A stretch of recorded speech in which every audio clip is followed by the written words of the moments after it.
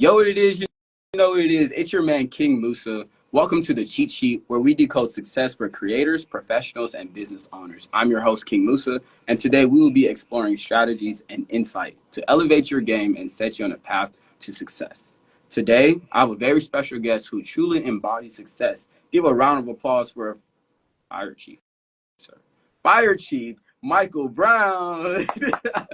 You know how many times today I've had to say, I accidentally say Chief of Fire, Chief of Fire, Chief of Fire.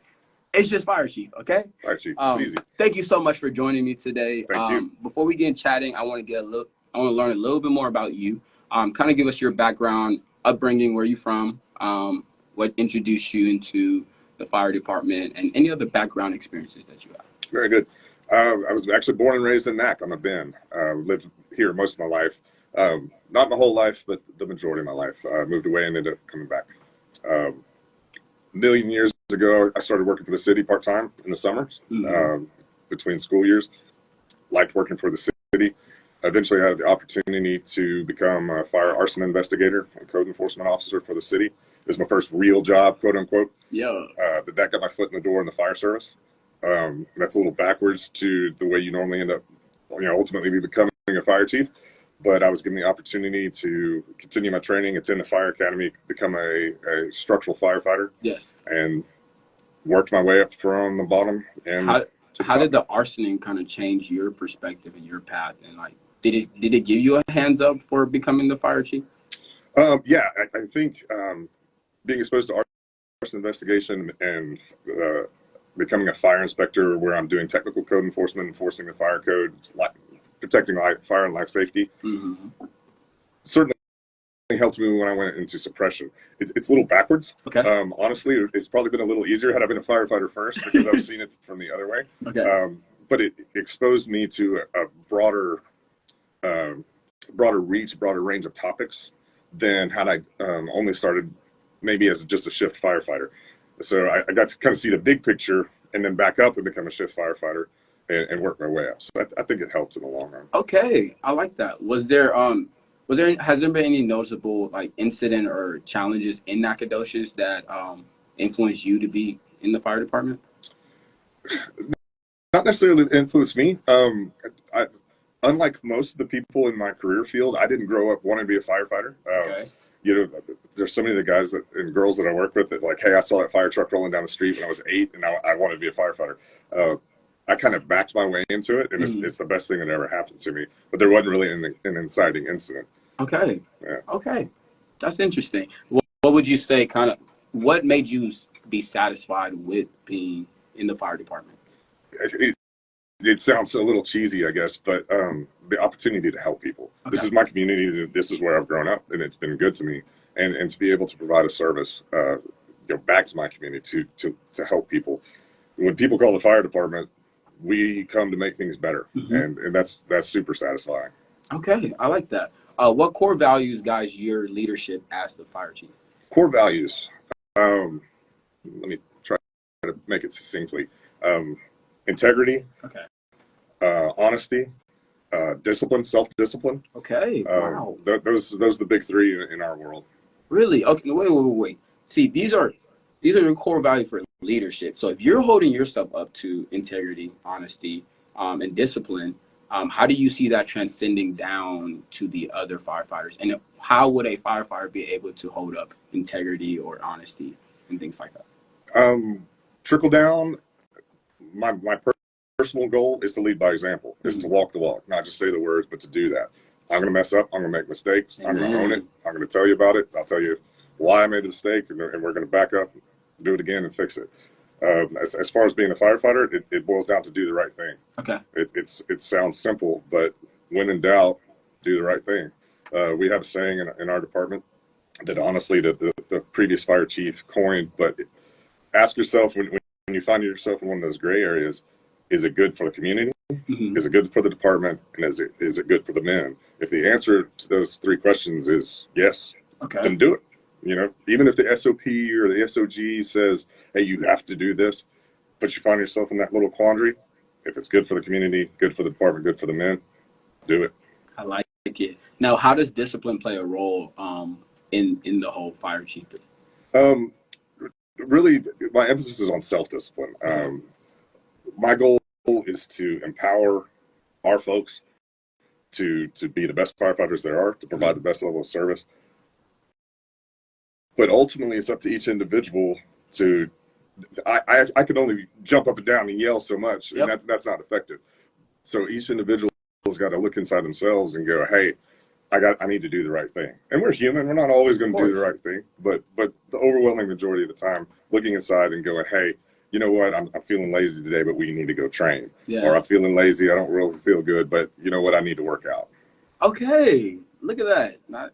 I forgot y'all work out. I was supposed to work out. We have to. Yeah, we literally have to. Yes. How does the Nacogdoches Fire Department coordinate with other emergency responders? Kind of several ways. Let's talk about locally, and then we'll talk kind of big picture. Okay. Locally, it's day to day. We work hand in hand with our local law enforcement agencies, our county EMS that runs the ambulances, county law enforcement, surrounding volunteer fire departments. Nacogdoches County has, I believe, 13 volunteer fire departments. Yes. So we work together every day, whether it's severe weather calls where we're actively engaging across a large section of the town at once, or it's just an acute call, single car vehicle, yes, or single vehicle rollover, something like that. There's going to be police, there's going to be fire, there's going to be EMS. So we're always together, always working. Nice. So now I want to know, what are the strategies for, that y'all employ to enhance fire prevention and everything? Fire prevention, several ways. The low-hanging fruit is there's a week in October that the nation sets aside as Fire Prevention Week. Okay. In Nacogdoches, we call it Fire Prevention Month.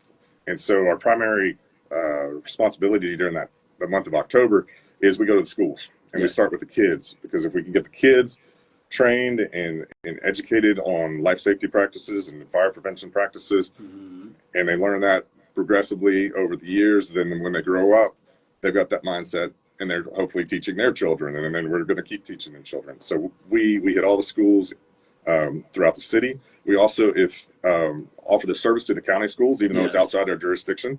If they don't have if their resources aren't available for somebody to come and do those presentations, we'll be glad to step in. We very active in the community. Yeah. Anytime somebody needs a training, call us and ask.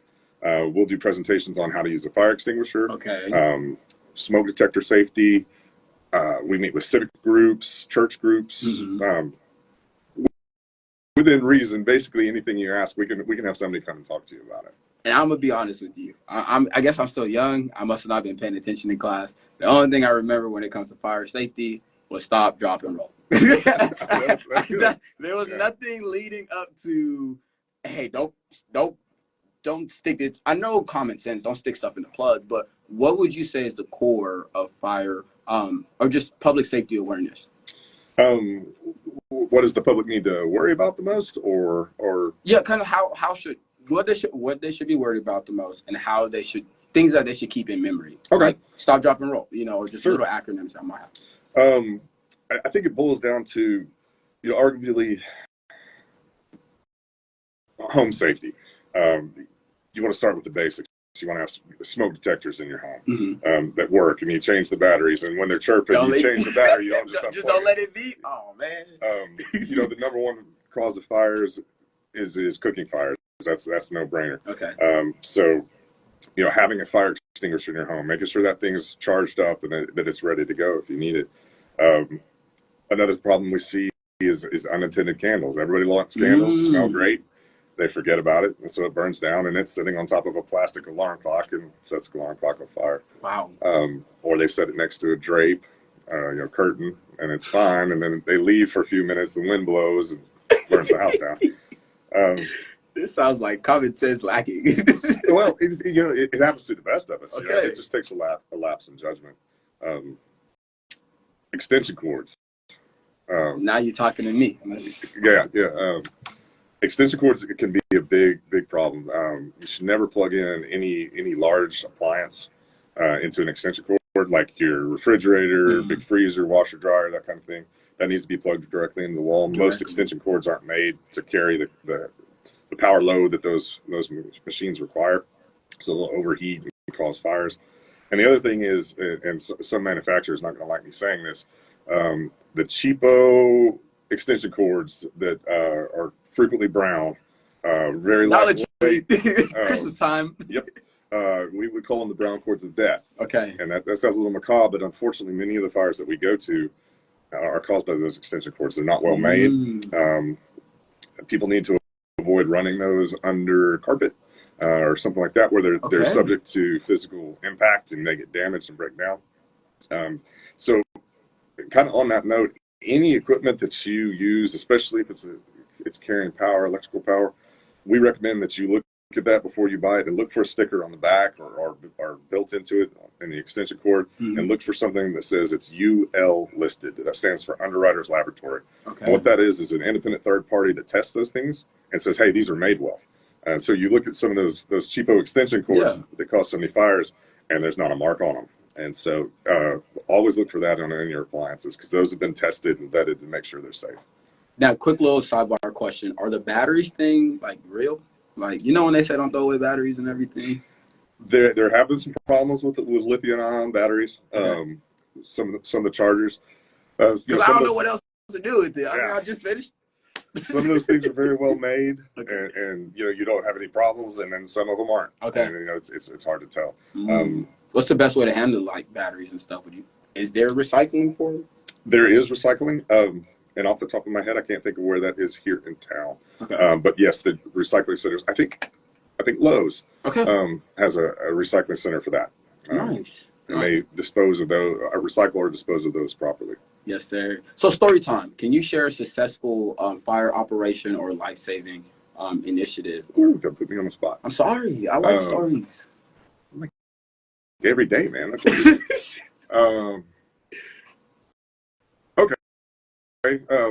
contrary to the way the movies portray it. Yeah. I don't mean to bring us down a little bit, but saving a life from an active structure fire, if there's somebody in that house, is actually kind of rare. Okay. Most of the time, many of the fires break out at night. You've got somebody that's asleep already, and so they get overwhelmed by smoke and poisonous gases, and may not ever wake up, may not even have known the fire was going. Yes. Occasionally, though, we get lucky, and they get lucky. I was fortunate enough to be on a couple crews, a shift that caught a structure fire. We rolled up into the yard. Neighbors nearby said, "Hey, the homeowner's in there. His car was present." So we made an aggressive search. In fact, the first firefighter on the scene started the aggressive search ahead of us. I was on the second arriving unit with my crew. He went and found the guy and started hollering, "Hey, I've got this guy." He was a big dude. He was like 6'8", 300. He was That's big that man. workout time. And he had identified where he was. We went in, zero visibility, just from smoke. Other crews that arrived at this time, so they're actually fighting the fire. Luckily, it was at the other end of the house, but half the house is on fire. It had already gone through the roof, and so we were able to go in as a crew and with that other firefighter and successfully grab him and carry him out of the house. It's one of the most physically challenging things you do. We train for that, and we use dummies and all that kind of thing. But there's nothing like moving a person, especially that guy who's a big dude.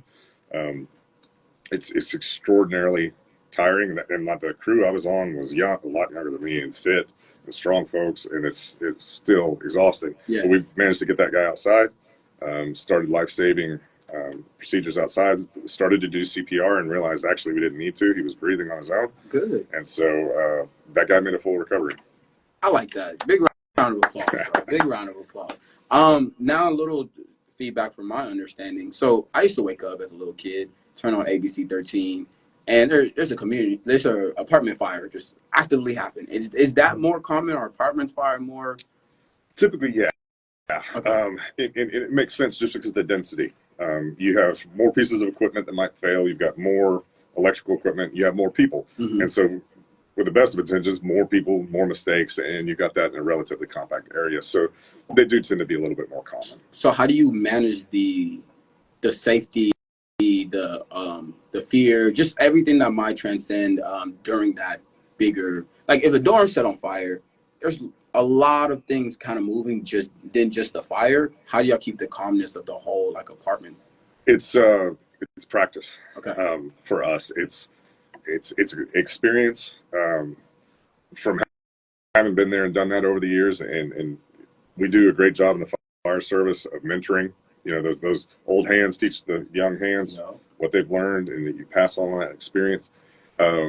And the other thing is just practice and training and staying up on modern firefighting practices, being prepared, training, maintaining familiarity with your response districts and knowing what's there and knowing in the dark how to stumble around through that thing and where to go, and just remaining calm. I like it. Okay, that works. As long as y'all stay calm, I guess we stay calm. That makes a lot of sense. Here we go. I just lost my questions. Here we go. How does the fire department engage with residents to educate them about fire safety and emergency preparation? Gotcha. You know, that kind of goes a little bit back to what I was saying earlier. Just tremendous levels of community involvement, and like for example, neighborhood groups reach out to us, whatever the neighborhood watch, or maybe even a homeowners association or an apartment complex reaches out and says, "Hey, we'd like to have this training." We'll come in on one-on-one basis almost and do that training. Speaking of losing my train of thought. No, you're good. I just kind of want to understand when it comes for emergency preparation. If you ask me now what emergency preparation means, before it would just be going to my neighbor's house. Like my parents just told me, this is your route. You know, if something happens, run here. If they're not there, go here. But what is emergency preparation for you, and what would you advise for people? Because my parents aren't here no more. I ain't got nobody else to run to. It kind of starts at the basics again. You need to have those smoke detectors. You need to have a fire extinguisher. Fire extinguishers, some cheap insurance. You know, a good fire extinguisher costs $30, and they can prevent, you know, a fire from getting large and going out of control. Okay. Pre-planning, like you talked about, especially if you have children. Yes. Identifying escape routes, maybe draw a little simple floor plan and say, hey, if you're in this room and a fire breaks out, you go out this door. If you're in this room, go out this window. And we're all going to meet at neighbor Jones's house right over here by their mailbox. Having that stuff planned out is great. Yes, sir. Are there any misconceptions that you might hear from other people who think they're doing their job right? You know, you still see, unfortunately, you still see people, especially with cooking fires, trying to put them out with water or throwing flour on them. And both of those are terrible. If you use water like on a flaming, you know, say you got a pan of grease or whatever, and it's caught on fire, and you throw water on that, you've just blown burning oil all over the place and spread the fire, you know, much further than it was. Flour. Flour is actually combustible and can be explosive in the wrong situation. Really? So if you take that flour and you fling it over those flames, it's a combustible dust, and so it can actually explode. It's not contained, but flash in your face and make the fire worse and burn you worse than can blow the grease everywhere. So those two things we can't seem to shake. Yes. The proper thing to do is turn the heat off underneath that pot and throw a lid on it. Get you another. If the pot has a lid, use that lid. If not, just grab a lid that's bigger and throw it over there and walk away. It'll go out eventually. Oxygen kills fire. So let me see this. This is something that I've had to argue and fight with some of my friends, and I don't know who taught them this, but the aluminum in microwaves. Why do most people don't understand that? Why is this something you kind of have to like go? I remember my first time. They had the little Popeyes chicken sandwich when they was coming out. I wanted to warm mine up. I didn't think it was any aluminum inside the, casing. I put it in the microwave. Next thing I know, so I'm like, wait. So do you see more of those aluminum fires? No, actually, they're pretty rare. Okay. A lot of people will probably ruin their microwaves and made a mess, but no, I can't think in 20 plus years of a fire that I've worked that was started by that. It's exciting looking. I've done it myself. Yeah. It's exciting get your attention. But I'm not sure I've ever responded to a fire that was caused by that. All right, good. So we all react the same way to stop the microwave. For your vision of the future development and capability of, what is your vision of the future development and capabilities of the fire department? Increased training, just continuing. We've really revamped our training lately. We're trying to bring in a lot of outside resources that know things that we may not know just internally. Mm-hmm. Evolving technology and dealing with them. You asked about batteries earlier. Electric vehicles is a big problem in the fire service. Electric vehicles and their increasing presence in our society Yes. has outstripped firefighting knowledge. And so the firefighting community is scrambling to develop proper tactics to address those fires. You've probably seen some of the videos that they're going around where, pick one, a Tesla's on fire, Yes. and it's actually underwater and it's still burning. And so learning new techniques to extinguish those safely, and that goes across the board. I'll use me as an example. When I began, 20-something years ago, I was taught some things then that are not correct now. Yeah. And we've learned that those firefighting tactics weren't right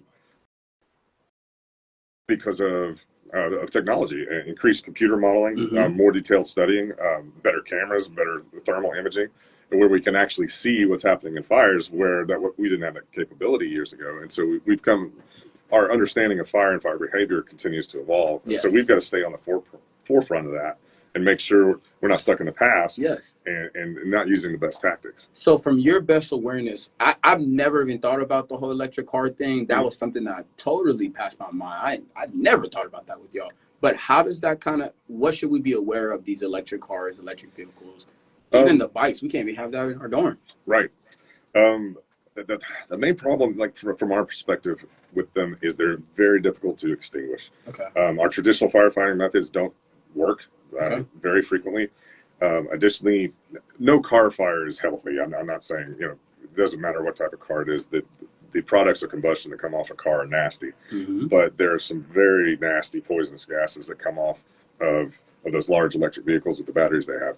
And it's part of what we do. That's the reason we have the respirators and the air packs and whatnot. But just that increased awareness that, hey, this stuff, don't stick your head back in your car to grab your phone, because the stuff coming off of that is nasty. And it may kill you. Okay. Is there any technology that you're kind of thinking, you're desiring to start implementing? Or is there anything you kind of like seeing that you're like, you know what, I really want to see that?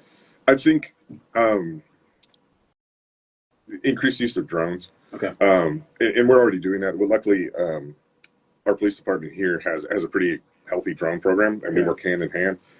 The ability to go up above a fire and to see through it, especially with thermal imaging, to see actually what's going on without putting anybody in danger, and to get that true, 5,000-foot view of it, so to speak, see what's really going on. It can be of extreme importance to us, especially like a large commercial structure, like a large industrial facility, or especially in the wildland world.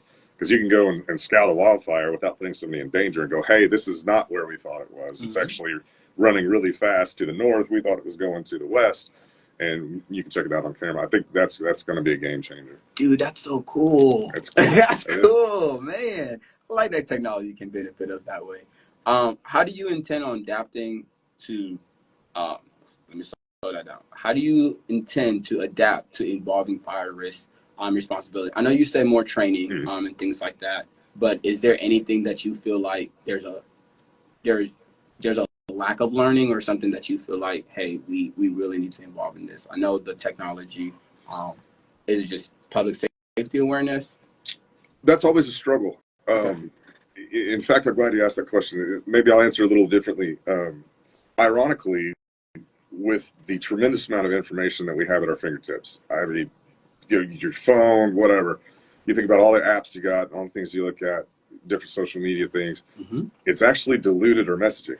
So in a strange way, It did. Because now if I get that notification, yeah. Wow. So Okay. the kind of our struggle right now is reaching folks. 50 years ago, they're going to listen to watch the 6 o'clock news, and they're going to read the newspaper, and that was pretty much it. So it was easy to hit a wide audience there. And now we constantly are struggling to keep up and go, hey, we need to hit this app, and we need to hit our traditional places as well, newspaper, TV, radio. But we've got to stay on top of that. And along with that, the public has increased, I think, their desire for that information, that their expectations of almost instantaneous notification has increased. So it's a struggle. It's a struggle to meet that. And we're doing a great job of it, but it's a continuous struggle. Man, I can see that. Wow. Okay, so let me understand this then. If my generation, we're like squirrels. You know, anything that's kind of keeping us busy keeps us busy versus the more important things. So how do you create that significant awareness? Because I mean, like the Amber Alerts, when we were younger, yes, that was something. But then once we were like, this, mine are turned off. you see what I'm saying? It is. But so how do you kind of bring back that, like, hey, pay attention to, you know, a generation that's so distracted? I think we're using more folks, probably like you, that are experts in the field, that have knowledge, have creativity. I'm a knuckle dragging firefighter.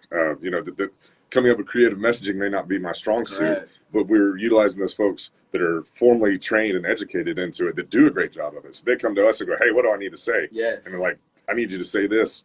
And it's boring and it's black and white. And they turn it into messaging that gets traction.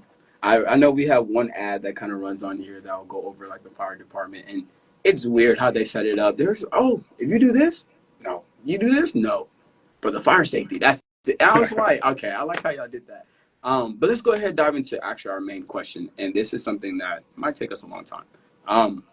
Electronics are everywhere. Sure. You know, just constantly something's plugged in everywhere, to the point where I'm getting extension cords and everything. So when it comes to electronic safety, what is your spew on that? It boils down to not overloading. Okay. We'll start at the wall with your plug. You know, there's typically two plugs coming out of that wall, two receptacles in any wall plug. There's a reason for that. You don't want to put a multi-plug adapter in there. You don't want to get a little brick that allows you to plug 27 things into the wall. Plus the two slots. Yes. Because what you'll do is you'll overload the wiring that's in your house, so which causes heating, which could cause fires. Extension cords are only to, you know, I've touched on that a little bit, but they're supposed to be for temporary use. They're supposed to be used for a few minutes, or maybe a few hours or whatever, unplug and put away. If you find yourself in needing something that has become permanent in effect, and you're using an extension cord, even though it's a little costly, you need to get you an electrician to properly wire that, to make sure you got the right amount of power coming to it, and take that extension cord out of the equation, make sure that the wiring in the wall, so to speak, has the correct power to it, and that nothing's overloaded. Okay, so now we're moving from the wall. Let's say I got my phone in my bed, I got my iPad charging on the side of my bed, my MacBook is at the bottom of the bed. I have all this technology in the bed. Is that something I should be aware or afraid of? Yeah, it's going to sound crazy, but it's actually a terrible idea. For a couple reasons. A lot of that equipment, like if you got your laptop, it's got a fan and it's cooling. And so if you got that for hours and hours on a soft blanket or sheet or whatever, it's heating up. So you don't want to do that. The phones, you know, they're not generating a lot of heat, but you're frequently going to be asleep in that bed, and you have a potential source of fire that's starting inches to, you know, a foot away from you in bed. So it's not the best of ideas. Before you go to bed, move those away from you. Okay. You know, put them on a nightstand, something. That works. So let me ask you this. I know my parents used to make us unplug certain equipment before we leave, like unplug that TV. I thought it was just to save energy money, you know, but is that something that might be more important and more like better for public safety? I think you've got to use a little common sense there, because I'm kind of paranoid because I've been a fire investigator for 20 years. I don't unplug everything in my house before I leave. I do make certain, like especially if I'm going to be gone for any length of time, I'll make a sweep through the kitchen and go, hey, I turned the burner off for my breakfast this morning. Yeah, it's off. I personally, I don't leave a lot of equipment operating. You know, like I won't leave my dryer on when I leave the house, because I don't want it running for an hour. You got something that's by design supposed to get real hot. And no matter what, they're occasionally going to fail. So I'm a little paranoid. I don't leave that stuff on. If Okay. it makes heat, if its job is to get hot on purpose, I don't leave that running Curling irons and all that without stuff. somebody being around. Yeah, keep an eye Okay. on it. That's different. So let me more in electronic safety. Will there?